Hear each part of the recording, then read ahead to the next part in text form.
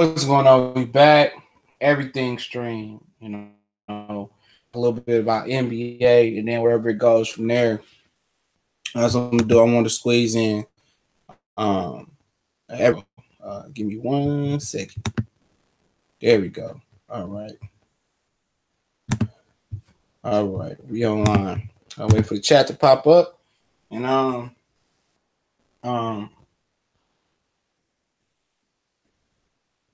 All right. Yep. We're gonna talk about a little bit about everything, man. Today, Carmelo Anthony got traded. Once I'm in the wrong motherfucking shit, man. Hold on. All right, we in the building. So shout out to everybody that's in here. We're gonna talk a little bit about everything. Right, not as much boxing, but we're gonna get in here and start talking that real shit. Now, Carmelo Anthony got traded today. He will be waived. You know what I'm saying? He will be waived. He will be cut. They saying he going to Houston. He telling everybody he going to Houston.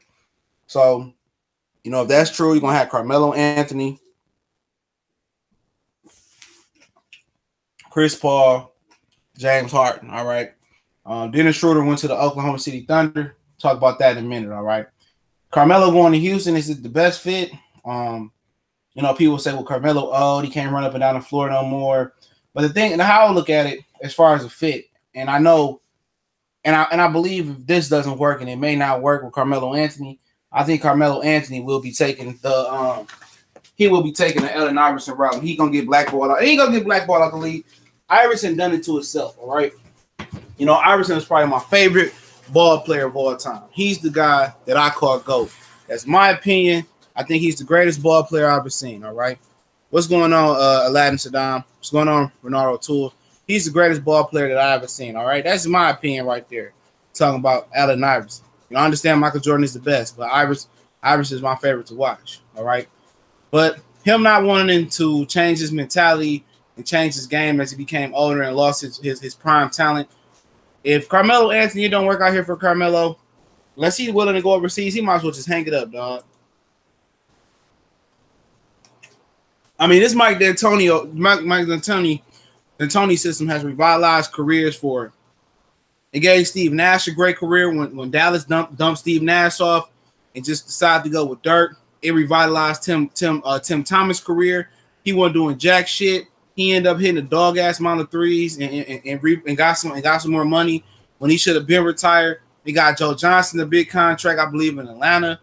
Sean Marion continued to get paid and made a living. Amari Stoudemire, who get injured, he was a great player as well. That system really got a lot of guys paid and revitalized the guy and rejuvenized guys' career. They would have made it to the championship if it wasn't for Robert Horry, putting the hit out on Steve Nash. All right. So you look at it with Melo, man. You got two unselfish superstars. James Harden ain't afraid to pass the ball. You got Chris Paul, who ain't afraid to pass the ball. Melo can get some easy buckets in Houston. All right. He knows that. That's why he wanted to go to Houston. Chris Paul and James Harden don't have no problem with passing that rock. What's going on, Mike James Boxing? There's no issue with that. Melo will not have the problem that he had in Oklahoma City, where he might get 3 or 4 shots, or he might not. He might get 10 shots. He might get 5 shots this game. He consistently will be getting his shots up. That's their thing. 8 seconds. Let's get a shot up and get to running. Now, to people that will be on the other side and try to, contrary to that belief, can Carmelo Anthony run up the floor all the time like that? And I don't think Carmelo Anthony is physically, out of his prime, like real bad out of his prime, where he can't run up the floor and give you some shots. You know what I'm saying? Is he willing to play without the ball and trust Chris Paul and James Harden, 2 MVP caliber guys and 2 unselfish guys, to give him the ball in his sweet spot? And they will. Is he an upgrade over Trevor Ariza? At his best, yeah, he's an upgrade over Trevor Ariza. He ain't the defender Trevor Ariza is. But Melo, also what Melo gives them, when James Harden goes haywire and Chris Paul is hurt, Melo would deliver in the crunch time. He would deliver in crunch time. We know Melo will take and make big shots. That you don't lose that. You lose that ability. That shit just don't go like day and night. Melo will be able to hit some really, really big shots for them, man. And at the end of the day, Melo real value might not show into the playoffs. You know what I'm saying?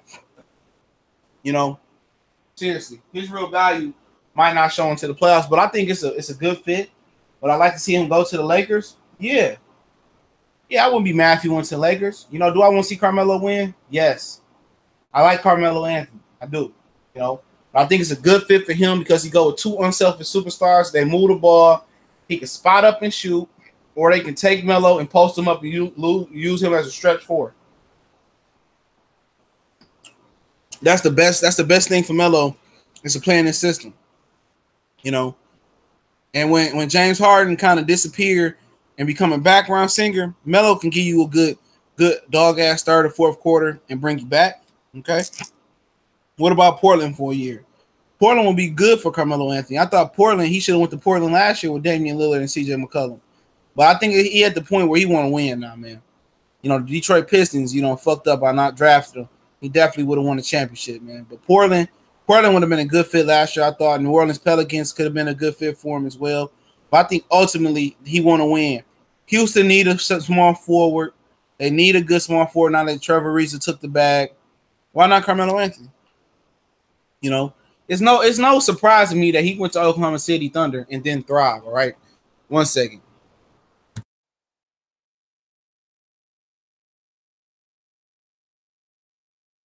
All right, it was no point. It was no surprise to me that he went to Oklahoma City and didn't thrive. Russell Westbrook is a tough guy to play with when he controls the ball, he controls the flow, he controls the narrative in Oklahoma City. You've seen for many years, Russell Westbrook was competing with shots with Kevin Durant. He was going shot for shot after Kevin Durant got that MVP. Westbrook, that's all he wanted was an MVP. And let's keep it real. The last 2 seasons, he's been stat chasing, dog. He been triple-double chasing. He been chasing history. He know he couldn't win with that team, so he said, you know what? I'm going to go ahead and chase me a triple-double. You know what I'm saying? He was.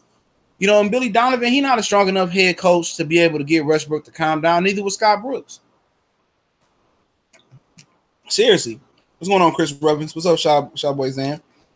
He wasn't a strong enough coach to man that shit, to get Westbrook to play under control and develop as a point guard. Westbrook point guard skills have not developed like they should have, and that's why they traded for Dennis Schroeder, which I'll get into in a minute. You know, y'all see the triple doubles and assists. Go back and watch real point guards. I understand people say, well, there's no real point guards in the NBA, and that's why a lot of teams not winning. You know, Golden State, y'all might say they don't have a real point guard, but they got a proven system that works. They move the ball. LeBron James, he controlled the narrative in Cleveland. He controlled the narrative in the flow in LA. He knows how to play the position. Look at John Stockton. Look at Isaiah Thomas. Look at those point guards, Mark Jackson, guys that it's Jason Kidd, Steve Nash. They knew when to get their teammates involved. Not only is it's not about assists, it's about knowing when to strike, when to be the scorer, when to get other guys involved, when to feed the high hand, how to get your team and be a floor general, get them in position. It's about feeding the high hand and getting your team in the best position to win, and then picking your spots when to get your 10, 15, 20 points. You know, your point guard position ain't about to go out there and score 30, 40 points. That's not the job. Now, if it requires you to get 30, 40 points, well, go ahead and do that. And that's when Chauncey Billups became a real point guard, when Larry Brown taught him the game and showed him what he needed to do. And Westbrook needs somebody of that ilk to mentor him, you know. But it might not happen. That's why they brought Dennis Schroeder in. But Chris Paul understands that. Chris Paul knows when to get somebody easy buckets, when to get a guy involved. He knew how to fall back and let James Harden do him. You know, Chris Paul, you know, that's why I worked with him and Harden. He knew when to fall back. He was flexible in his approach. Even when he missed all them games and Harden missed all them games, you know what? They was willing to win. Chris Paul was willing to defend. James Harden was defending better than he did that season. Houston defense, I underrated them. They played very, very well through the playoffs. They played Golden State very, very well. And it was that close, man, until Chris Paul got injured. You know what I'm saying? You throw Melo in there, you know, you get an in-shape Melo. You just tell Melo, look here, man, we want you to, you know, shoot. We want you to shoot the open shot. We want you to post up and be the stretch forward and play bully ball where you need you to. We want you to come off a few screens to score. We want you to play 25 to 30 minutes a game. In the playoffs, we're gonna really turn you up. But like I said, hold on 1 second. All right. But like I said, man, it's all about position. It's all about coaching the scheme. And you put Carmelo Anthony in this scheme, I think he's going to have a very, very good chance to be successful with the Houston Rockets. If you didn't hear, is they saying that Melo said he want to go to Houston. So when he clear waivers, he probably going to go to Houston. All right. And I like it. Houston lost Trevor Ariza. Why not plug Carmelo in? I know he ain't the defender Trevor Ariza is, but you know, at the end of the day, if you let Melo get into a rhythm, you let him get his 10 to 15 shots up a game, which he should be able to get in Houston easy. It really shouldn't be no issue. When you look at Oklahoma City, I like what they did with getting Dennis Schroeder. Dennis Schroeder, I see that everybody has an opinion on each NBA player, and I don't know how many people legitimately watch the Hawks play, but I like to play FanDuel, so I keep an eye on several teams. And Dennis Schroeder is a dog, man. I like Dennis Schroeder. Dennis Schroeder can be whatever you need him to do. He's improved his shot. He's improved his driving to the rim. He's improved his point guard skills. He could be a point guard passing point guard first, too. And he can go out there and get you 20, 30 points. You know, it might be inconsistent with his points, but he can get you that. He's an improved shooter. And that's why they got rid of Jeff Teague out of Atlanta. You know what I'm saying? That's why Jeff Teague left, because they was filling Dennis Schroeder. And Schroeder was a young bull. I remember seeing Schroeder in the 18 and under World game between World and USA. I think they hold that shit like in Portland or some shit like that, Seattle area.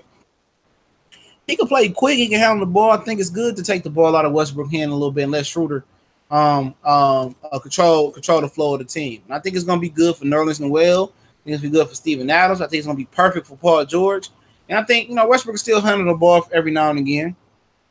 You know, Westbrook still be that guy. He still get the ball. But Schroeder should make the game easier for him sometime. He ain't got to work so hard for getting them buckets. You know, Schroeder going to be able to penetrate. He's going to be able to catch it from that 10 to 15 range, his mid-range. He's going to be able to catch and shoot. He's going to be able to get some easy backdoor cuts, some easy passes to the bucket, some alley-oops. And him, you know, Paul George will be able to get easy buckets as well, too. You know, that's if Westbrook is willing to let Dennis Schroeder do what Dennis Schroeder do. They're going to be a nice backcourt. You know, because Schroeder can play off the ball a little bit, too, because he's becoming a better shooter, too. So, I like it for Oklahoma City. And then next year, I mean, what's Schroeder making this year? Probably $15, $16 million a year. You shave that and you save $15 million by getting rid of Melo. All right. So next year you're gonna have some money, go out there and get you a star. You know, you'll be able to try to, you know, be close and try to get Jimmy Butler next year or somebody else. So I like the position Oklahoma City Thunder is. It's time for Russell Westbrook to mature and let another point guard step in and play the point guard position and see where it goes. You know, it might be easy. You might see his points go up, his efficiency rating go up, his assists gonna go down, but he gonna be a more efficient player if he lets Schroeder do what Schroeder do. All right, then you go over to the Chicago. They match for Zach LaVine. All right, he comes back. I like Zach LaVine. Right before he was injured, he was killing that year, man. He was more than a dunker. Zach LaVine is nice, you know. And the Bulls, they build up a nice team with Zach LaVine, Chris Dunn. That trade looking better and better for Minnesota. Chris Dunn, Zach LaVine, Laurie Marketing. Bobby Portis always liked him. They traded Mir Tich. They bring Jabari Parker in, and a young bull they got Wendell Carter. I like him. Quiet to be kept. The Bulls is going to be a sneaky team, if not this year, in a couple years. Because Laurie Marketing the real deal, man. I mean, old boy can shoot. Look like Goldilocks out there, but he can shoot. But they bring in Jabari Parker for $40 million, 20 million the first year, with a team option in the second year. He going back home to Chicago. Jabari Parker, one of them Duke guys that was overrated, you know, in my opinion, coming out of Duke. I think he was amongst the top high school players coming out of Chicago. But I didn't really like it. I didn't really see the superstar potential. But he a solid guy. You know, I didn't see Grant Hill when Grant Hill came out of Duke and played for Detroit. See, I'm a Piston fan. Like the Lakers as well, too. But I don't see that. But he's steady. You know, he ain't a super athlete. He more like a 3/4. He more like a 4. But he can put up good numbers. He put up some really, really good numbers in Milwaukee when he was healthy. You know, he could rebound. He's not a $20 million guy right now, especially coming off of ACL. He played a little bit last year. But I'm trying to see where he fits at with the Bulls. You know what I'm saying? He ain't a great defender, in my opinion. I guess he's a ticket seller. You know, because, I mean, they got Laurie Marketing. All right. Zach LaVine, Chris Dunn is really good. I like those three, okay? Where does Jabari Parker fit in that squad, man? Like, I mean, he more of a guy that like to score and get his shot. They got guys that like to get their shot. They got Zach LaVine. They got Chris Dunn that can create. They got Laurie Marketing. I didn't see the logic, basketball logic, into bringing Jabari Parker to the Bulls. to me, it don't make them no better, no worse. That's just my opinion. You know, if he get healthy, yeah, he bring a veteran presence, but I ain't see the point of bringing him to Chicago, man. I understand he's from Chicago, that works, but I think the Bulls could have just continued to ride the shit with Dunn and market him and Zach LaVine, all right, and they got a couple young forwards as well, and they can just ride the ship. And if they a middle of the pack team next year, you know, you can trade some assets, you can move up, move back, and just draft and continue to keep them moving. You know, and also they got Wendell Carter, man. I mean, what did you need Jabari Parker for? You know, only thing I could think Jabari Parker went to the Bulls for is to sell tickets and get asses in the stands because he from Chicago. That's it. You know, basketball wise, that wasn't a decision. I don't see it, man. Not for $20 million. I don't see it. Milwaukee didn't want his ass back. You know, it was supposed to be his team, and Giannis Antetokounmpo, he came out of nowhere. You know, everybody pretty much missed on him. He came out of nowhere. Chris Middleton, the former Piston, we let him go. He pretty solid. They got Eric Bledsoe. You know what I'm saying? Milwaukee problem is they don't have no bruiser big man to do the dirty work. Clinton Capella would be the perfect fucking buck, you know, for them. That'd be the perfect center for them. And also, Milwaukee don't got no fucking shooting, man. Other than Middleton, that's their only really knockdown shooter. And they got all that length and all them skinny motherfuckers that's lighting the ass that need some motherfucking protein shakes. All right. And they ain't got no real bruisers, man. And they ain't got no shooter. That's Milwaukee problem. That's a personnel problem. It's something that a coach can't pick, man. Parnell Jones, we drafted the big guy. New Orleans lost Rondo, Cousins, IRVG, excuse me. New Orleans lost Rondo and Cousins. They done. I don't think so, man. Rondo was a good guy. He was in and out the lineup because it was for rest, being older. That'd be all right, man. You know, Anthony Davis played better without Cousins, but you know, Drew Holiday coming to his own. I think New Orleans would be all right. They knew they wasn't winning no way, so they're gonna try to find draft and trying to will and deal. I wish more stars went to New Orleans. New Orleans is making a comeback, man. Yeah, Bulls making a move. Chris Ruffin, what about New Orleans? New Orleans, I like Holiday. You know, they drafted that little point guard as well. You know, I like Drew Holiday though. I like Davis. Let me see what else moves New Orleans made. Give me 1 second, fellas. Let me see what else New Orleans they made, man. See what they done, man. I just can't remember off top. Oh, Julius Randle. Oh, yeah. Julius Randle. You know, I like Mirotic, you know, for New Orleans. I like Mirotic played very, very well with New Orleans. Mirotic and Davis, that's a good combination. Now, you know, for them, they got Alfred Payton. Alfred Payton, he basically Rondo. He just a younger Rondo. He ain't as good as Rondo was. He can't really shoot. He could defend. He could play make and get to the bucket. But Alfred Payton, he can't shoot. You know what I'm saying? But he a good player, though. That's why they didn't bring Rondo back. He a younger version of Rondo. Not as good. Tony Carr is the rookie they brought in. Man, for New Orleans, man, they need a creator, man. They need a shot creator, to be honest. You know what I'm saying? They need somebody they need a wing that can get it in, you know, with Drew Holiday. Drew Holiday, remember his wife was sick and whatever it may be with his wife, man. So, you know, he finally came alive after she was well. I guess the birth of their child or something. He was well. So, but for them, man, it's just guard play, man. They needed a guy like Kawhi Leonard, man. Real talk. They needed a Kawhi Leonard. They needed a DeRozan, somebody like that. But they'll continue to build up through the draft. They'll get it, man. They'll be fine, man. I'm not a fan of Alvin Gentry. He used to coach the Pistons way back in the day. He couldn't coach for shit back then. Still think he don't. You think the Washington is going to hold down the East this year? Man, every year I pick them motherfuckers, they don't hold down the East. I find out that Washington motherfucking DC fans don't even like the fucking Wizards and shit. I don't know why. I like Dwight Howard if he don't wear his welcome out. You know, Dwight Howard, Beal, and Wall. But if it don't work out for Washington this year, I'm trading everybody. I'm just starting to fuck over, man, to be honest. If it don't work out for them, Otto Porter, he ain't turned out to be what we thought he was going to be. If it don't work out for the Wizards this year, I'm selling, man. I'm trading every fucking body. Xanax on Lonzo won, even though people don't want to say it. Yeah, people hate Lonzo because of LeVar, man. Even when Lonzo opened his mouth, he sounded like a fucking idiot. But Lonzo is a jewel, man. Lonzo can fucking hoop, you know. Lonzo is a dog-ass ball player, man. When people get enamored, he can't shoot. He can shoot. I just think it's going to take time for him to get used to the NBA, getting his shot off. But you talk about defensive. You know, he can defend, he can play make, he can run the floor, he can finish at the basket, he can rebound, he do everything else except for people mad because he don't score. You know what? It's hard. It's hard to score when you've been scoring 20, 30 points your whole life, and now you get to the NBA, you're trying to cater to everybody's needs. You got Julius Randle talking shit. You got your daddy talking shit, putting unadded pressure. You got every good point guard in the league coming at you. Then Jamal Murray takes the ball and dribble around you. His daddy put an unnecessary target on his back, not only on the floor, but on the fans. He can play. He gave you 11 points, 8 rebounds, 8 assists, and 2.5 steals. He perfect for LeBron if he learn to shoot the ball. He perfect. His game is perfect. Point guards are not to be played like Damian Lillard, Russell Westbrook. Those are not point guards. Today's point guards. Your more point guards should be John Wall, Chris Paul, and guys like that. Lonzo gonna be all right, man. I like Lonzo a lot, man. I like Lonzo as a player. You know what I'm saying? He long, he young, he can move. That knee shit scared me. His daddy scared me. You know what I'm saying? His daddy really scares me, man. As well. It's a 1-year deal for part. Yeah, with a team. Yeah, you're right. With a 20-year team option for the second year. I said that before he came in, but shout out to Foremost. Yeah, man, that motherfucker don't fit. He just there to sell tickets, man. And I heard Jahlil Okafor, another Chicago guy, he in shape now. I'm like, man, Jahlil Okafor, you've been sitting on the bench with Philly.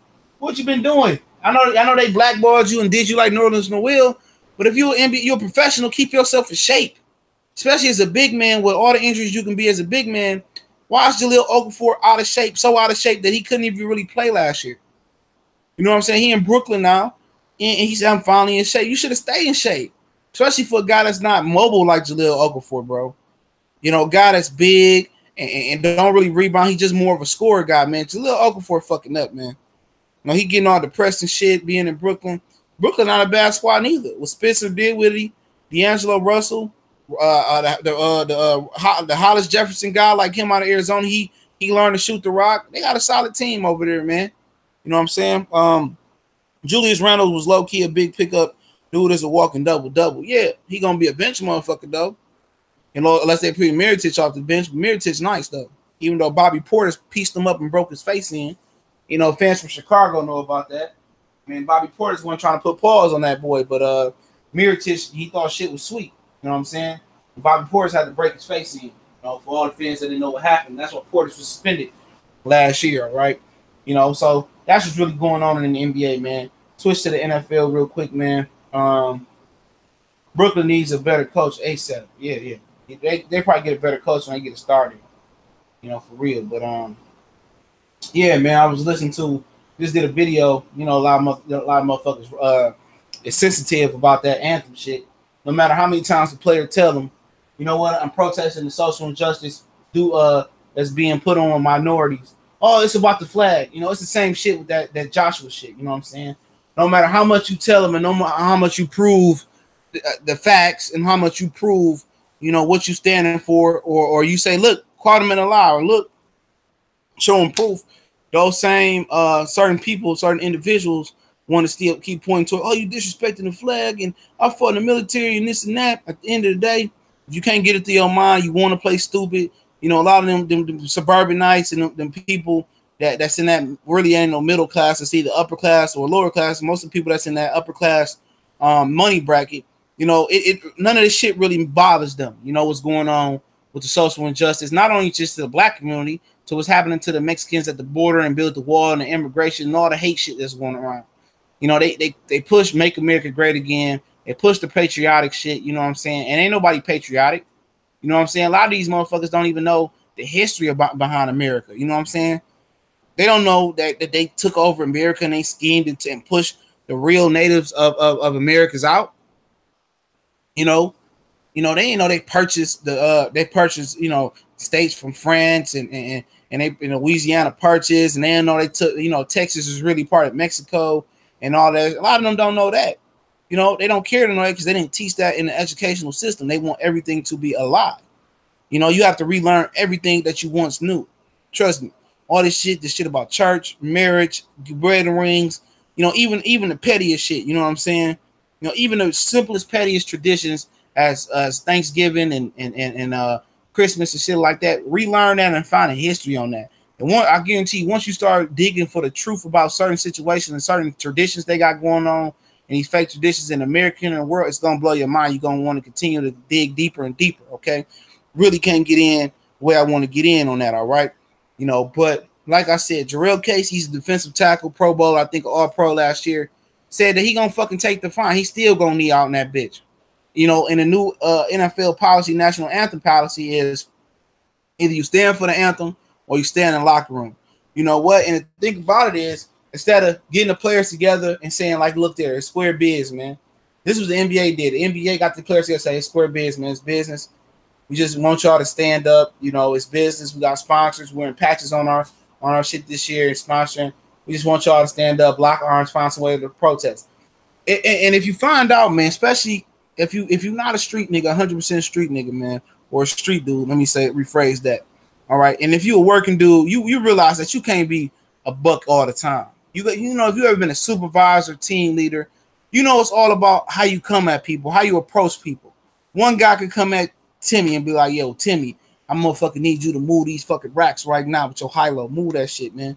And Timmy ain't cool, but another guy say, hey, bro, I appreciate you doing a good job today. I know you're busy, but when you get a chance, or you can do it right now, can you move them racks over there? It's all about how you come at people. It's all about how you learn people. And the NFL is still slavery mentality. It's still crack the whip, and that's every professional sport. But the NBA, they know it better because it's an urban sport. The NFL, all they had to do is, got to get the players together and say, look here, man. All right, we know, y'all want to, do this injustice shit, or y'all want to, kneel and stuff of that nature. But we ask y'all not to and not to kneel. You know what? We give you a bonus, or we give you a stipend, or what do you guys want us to do, for you guys not to kneel? You know what I'm saying? Let's have a communication line. Not none of us talking through the players union, which is totally trash, the NFL player union. Us talking to them directly, send them down. Each leader from the team, give me your captains or your union reps from the team. We're gonna chop it up and directly come to a compromise. You know what I'm saying? Not even compromise, that's a band-aid to compromise. Come to a solution. But now you got guys like Jarrell Casey that seem like, what, my money's straight. I've been playing football my whole life, taking bruises, taking hits, taking blows to the head. You know what? If they want to find me out the league and blackball me out the league, you know what? I made my pesos, man. I'm at peace at what I'm about to do. Because anytime you do something that drastic, you go out there and go against the grain and you take the fine and you say, fuck the NFL, you already know he at peace with his career. He cool with it.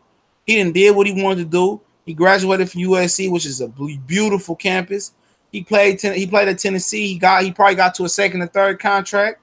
He probably ain't out here wearing all them jewels. And when you ready to stand for something, you ready to die for something. You already prepared. Like we ready to revolt. We already prepared. How to live without electricity, how to live off of lake water, how to clean ourselves, how to live without electricity. He already prepared himself for that. Same thing for Colin Kaepernick. He already prepared himself for that. Anytime you do something this drastic, you already prepared for Colin Kaepernick. They already knew what it was for Colin Kaepernick.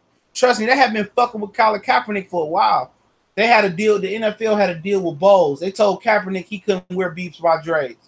Then they went. I guess he went through the union. They made him cover up the B by Beats by Dre's because the Bowles was mad because all the players was wearing Beats by Dre's. You know what I'm saying? You feel me? So they had already been fucking with Colin Kaepernick. So Kaepernick already, it's like you at your job. You're like, man, I'm making more outside my job hustling, or you know what, I could do better on my own. And you just already on tip, and they just push you over the edge. And that's what it was with Kaepernick and Jarrell Casey, defensive tackle from the Tennessee Titans. I salute him, man. He said, fuck that national anthem. I'm still going to stand. And watch them sucker cowards don't stand with him. Same thing with Kaepernick. All them sucker cowards went and stood and took a knee for Trump. Ray Lewis, that cool himself, took 2 knees for Trump. All right? He took 2 knees for Trump. 2. And Casey saying, you know what, man, forget this, man. I'm still doing what I'm doing. I'm trying to tell you, his money right, the collective bargaining coming up and stuff of that nature. Good for him. I like to see more players do it. I'm not boycotting NFL because if them players willing to still go out there and play, I'm going to watch. I'm not going to front with you. I'm going to watch. It ain't no different from what other franchises doing. They just hiding it. The NFL just think when you number one and you the number one sport, you the number one anything, you can get away with stuff that other sports can't get away with. That's a fact. You can get away with stuff that other people can't get away with. You know, and that's a fact. You can get away with stuff that other people can't get away with. NFL is already their demise. You know what I'm saying? It's already down the drain. They glorify all the crimes that their players are doing by trying to execute players, or trying to, how can I say it? By trying to punish players even when they not proven guilty in the court of law. They already trying to cover up the CTE and the brain injuries they've been known about 30, 40, 50, 60, 70, 80 years ago. They nail is already in the coffin. You know, you look at something that's so prosperous as the NFL. Like, damn, it's prospering, man. Damn, they making money. You ever watched a movie? Well, matter of fact, you ever watched a game and you be like, dang, you know, you watched a full game and the Boston Celtics came back from 30 to beat the Atlanta Hawks. You be like, damn, how the Celtics come back from 30? Did I just watch this? You got to watch it again to actually see how they came back. Same thing for the NFL. People gonna look at the number like, damn, the NFL was making bank. How did they go from being the number one sport to the worst sport in America, or one of the worst sports in America? It's gonna be one of those situations. It's gonna be one of, you're gonna look at it like, dang, they was balling, man. I remember everybody had football jerseys and they messed the game up. You know, they legitimately messed the game up. You know, as soon as all they do is make a pension, a separate pension or a separate fund where players put 5 or 2 to 5% of they earnings into a pot. You match the 2 to 5%. So if they ever get CTE or brain injuries, whatever it may be, while you correcting the equipment, you got a fund to fall. They got another pension to fall back on, a medical pension. You know what I'm saying? You got a hard pension to fall back on, and these players need to manage their money. In football, your prime could be there today and be gone tomorrow. It's just as cutthroat as boxing. You know what I'm saying? You could be making $100 million one day in boxing, 10, 15, 5, 6 million, 1 million, and making 6,000 the next fight. Just that quick. Your stock can fall just that quick. Just that quick. All right. It's like that. You should be putting half your bank up anyway. We've been shown in sports time and time again, in entertainment time and time again. Wealthy is not loud. Wealthy is not buying VVS stones. Wealthy is not buying Cuban baguettes, you know, or Cuban links and baguettes. Wealthy is not wearing jewelry. Wealthy is not wearing Gucci. Wealthy is not wearing all the Nike shoes and having all the Jordans. No, wealthy is saving. Wealthy is preserving for generations to come in your family. You know what I'm saying? Wealthy is living a comfortable life, living below your means. So you always got room for here. That's wealthy. The smart players last. Magic Johnson, he wasn't having $100, $200 million contract, but he damn near a billionaire, man. He had a vision. He knew what he wanted to do with his money.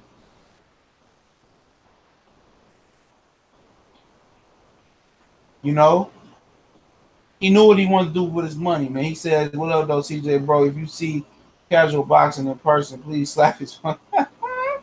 He ain't gonna be nowhere out, man. Casey got all my respect. Yeah. It's Renique 313 was going. P Money, I respect the hell out of Casey. I support the NFL. He will be a guy's jersey I get, but would make me support the NFL. I can't right now. No dissing anyone who does. Oh yeah, I understand.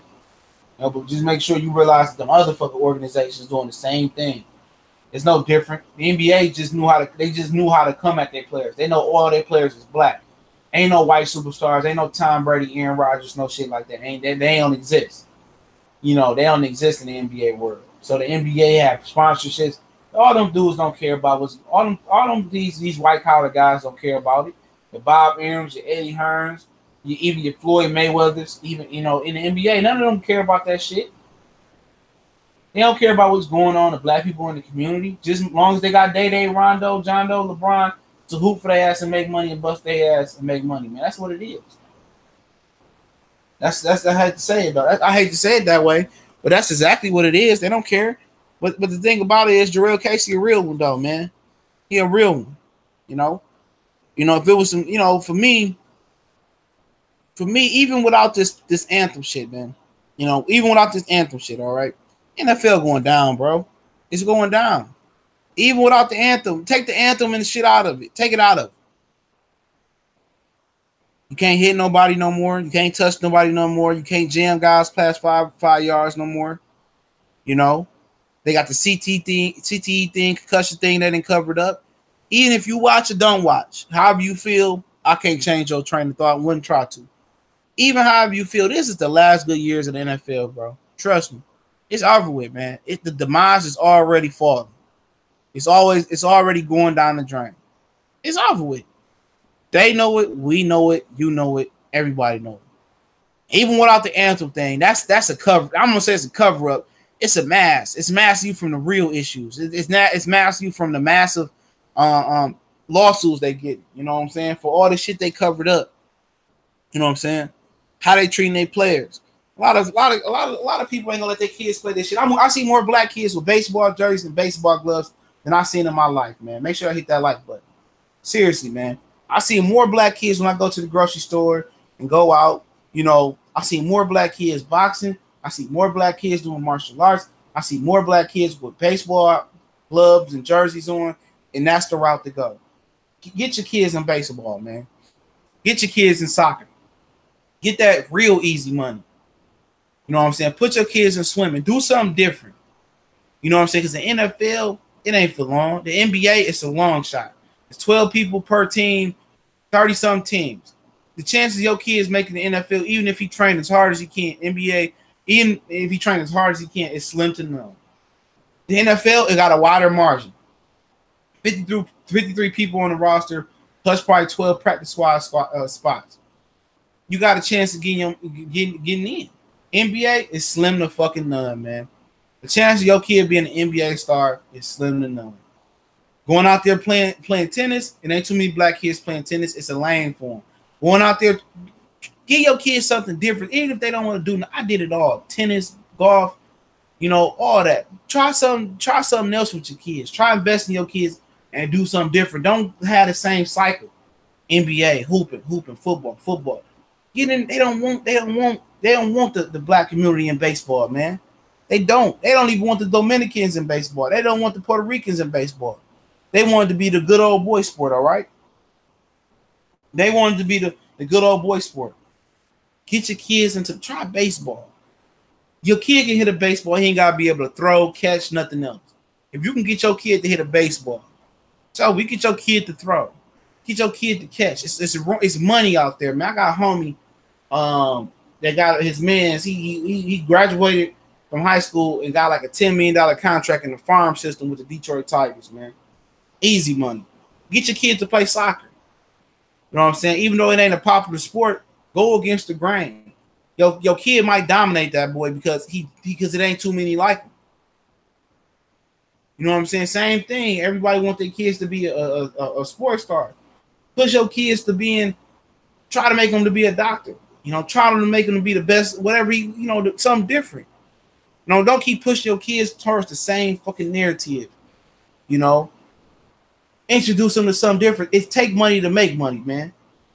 It costs money to get them golf clubs. It costs money to get them golf lessons. You know, do something that you can invest inside your kid. Y'all can invest together.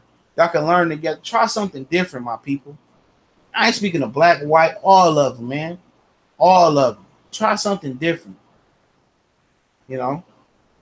And each kid should be able to be put in a martial art. Each one of you kids, your kids or your nephews, nieces should be in some type of self-defense class. I was listening to Fred from Barbershop Conversation to say that. Hockey as well, too. I got a friend that's son play hockey, black. Something different. Go against the grain, man. Go against the grain. And if it don't work, hey, it don't work. You know what I'm saying? You always can move on. But don't just think sports is the only outlet, man. Seriously. Sports ain't the only outlet out there, man. It ain't, man. There's different ways out of this shit. But, yeah, man, as far as NFL, I'm going to start doing the season preview, man. I've been lacking on that shit, man. I'm going to start previewing each team through preseason, man. And I'll do some coverage of some game reactions this year as well. You know, I want to start a radio show for the boxing thing, man. But I'm gonna start it for my other page, and I eventually get to boxing or whatever as well too. But you see more NFL coverage. I mean, just to give y'all the disclaimer real quick. On Sundays, you probably see minimum boxing coverage once football starts. Saturdays, you might see minimum coverage once college football starts. That's just my thing. You know what I'm saying? University of Michigan, Lions, just my thing on the weekends. But I still give y'all 4 or 5. You know, Sunday probably 3 videos. I ain't gonna lie. I usually do a 5 to 7 day minimum video. Sunday, you lucky to get 3 videos out of me, to be honest. All right, 3 boxing videos. Saturday is college football, and then if it's boxing on, I cover that. All right. The fall is absolutely my best season. Pumpkin patches, Cedar Point in Ohio. Going out, I just love to go out during the fall because you can go ahead and drink and do whatever you got to do, and you ain't gonna be fucking baking and dehydrating during the heat. You know what I'm saying? So the fall is just my thing. So most definitely, we planning on getting some of the Chicago Midwest brothers together, and a couple guys from Detroit. What's going on, Emmanuel? Going down October 6th to see the Zone in Chicago. I'm not going down there for Eddie. I'm going down there to bring boxing, major boxing, back to the Midwest as well. So you could be probably seeing some coverage from me from there. I'm also planning on going to Derbychenko and Danny Jacobs in October as well. And hopefully, man, if Mikey and Errol Spence fight, I might try to take a trip down to Texas as well. So I want to do 3 more fights this year, man.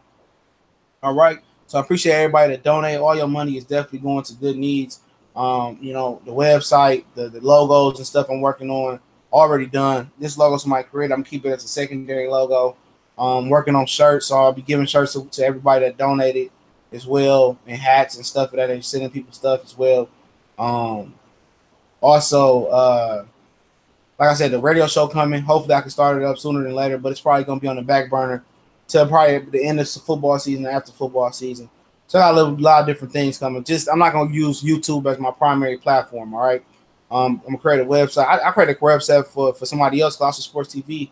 I created him a website when we was together, so working together. So yeah, so you're gonna see the website coming together soon, the radio show soon. So it's gonna be different content. I'm gonna be getting interviews. I should start doing interviews, man. But I'm kind of iffy on it. I might do one every here and there, you know, as well. So I got a lot of different things coming. I don't want this to be the only platform because YouTube is very, very difficult sometimes. So yeah, but appreciate shout out to Tony Snowflakes, what's going on? P Money, what's going on?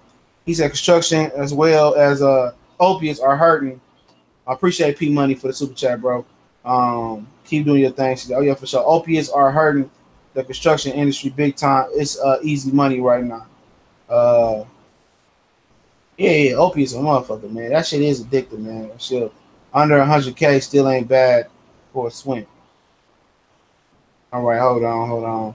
Baseball is the truth. Even in the minor leagues, you can be comfortable life through the minor league system. You go overseas, China, Japan, Taiwan, Dominican Republic. There's so many options. Yep, so many options.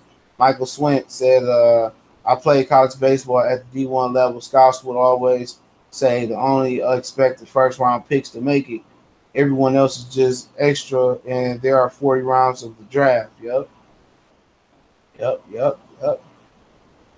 Good money, too, man. Good money in baseball, man, as well, man. So, yeah, man, that's just, you know, it is what it is, man. You know, ain't too much going on in the boxing community right now. I know Joshua said that crazy stuff earlier about how he blamed the fans need to go ahead and fight Wilder and stuff of that nature. So you're probably gonna see 7-8 Sports and Black Fight Fan go hard in the paint on that one. But pretty much my aim was to cover boxing at first before I get off. Then, you know, I know sports real well, a lot of different sports, so cover sports overall. That's probably the toughest thing to do. That was probably tougher than getting to 1,000 subscribers, man. All right. Oh shit. All right, I'm gonna talk about this a little bit later. But that was a tougher thing to do, was to go from a complete boxing channel to trying to implement other sports, and that's tough, man. Because when everybody knows you're a boxing channel, it's hard to kind of, you know, morph and become a sports channel. So if you ever think about starting a channel, just start off as a straight sports channel. Even if you're gonna do 20 straight, 1,000 straight years of boxing, try to start off as a sports channel and then kind of implement the stuff as well. But don't forget, I'm on Facebook Creator right now. The link's in the description. You can go right there. It's a cool little app they got now. Also, you'll be able to monetize on there as well. So I'm on Facebook Creator. I've been doing that. Got a nice little follow on there. Instagram, Twitter. I just recently started both of them. So getting good responses on Instagram and Twitter as well. And, you know, Appreciate y'all, man. I just want to squeeze one of these. I'm gonna do one more boxing video, and gonna be done. Russell Wilson is collecting baseball checks and not even playing. That's crazy, man. He a hell of a quarterback too. He's my top 5 quarterbacks, man. You know, but you know, I'm about to log off. My girl, she ready to come to bed, and I'm like moving my whole operation down to my man cave, which I need to go down there and finish watching Iron Fist. If y'all haven't watched Iron Fist on Netflix and you like Luke Cage, Iron Fist good as hell, dog. Iron Fist, Marvel's Iron Fist on Netflix, man. It's super, super good, man. Trust me. That's a good show, man. I watched it by mistake, and then I've been stuck on Iron Fist as well, man. Sonny Justice Bay said, check out my page, so I'm about to go subscribe to his page right now. I got you, homie. Yeah, he talking boxing on there. Yep, got some straight videos, so y'all check out Sonny real quick, man. And but yeah, man, if y'all ain't got shit to do, man, check out Iron Fist, man. Iron Fist, man. Iron Fist is a good show as well, man. So I'm waiting for the shot to come back on. But peace. We gone, man. I appreciate all the brothers in here that supported this live stream. We gone.